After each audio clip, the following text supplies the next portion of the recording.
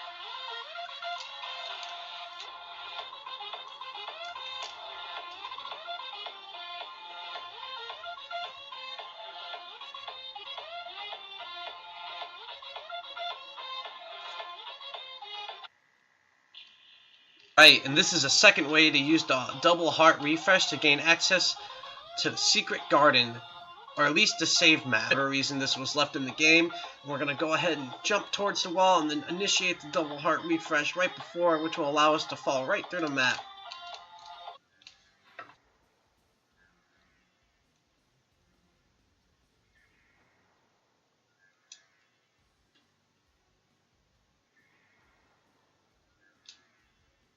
Fine.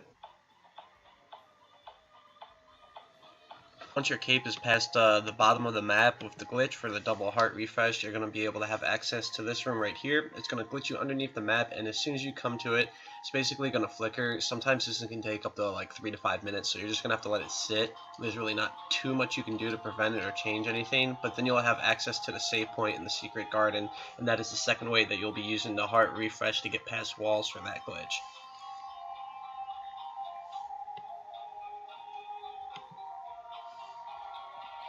Alright, and as you can see, I have access right here. It's all glitched out, but this is as far as you can go, but it increases the percentage on your game.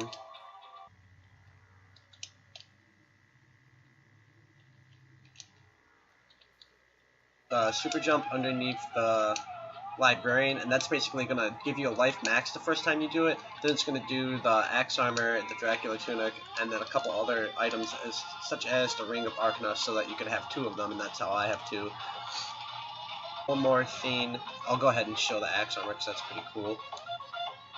Here's the Dracula tunic.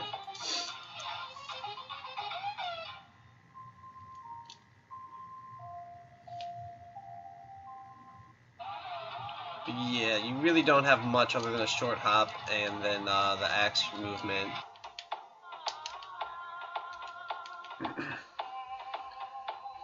So you can see right there, as soon as I go into the transformation, it pushes me up in neutral water that has no current. So basically it'll keep posting you up. So if you're in the inverted map and you're trying to jump and get to the top of those like areas where it won't let you, you can basically just keep transforming into the dog and back to the human and back to the dog, because you can't transform into the mist or the bat while you're in the water. So basically you're going to have to keep doing that, allow it to rise you up for a second vertically, and then keep transformation back and forth, and then you can get those areas covered. For the most part, there are a couple areas in the inverted map in the water area that you cannot have access to for whatever reason, or at least it just doesn't show that you covered the map.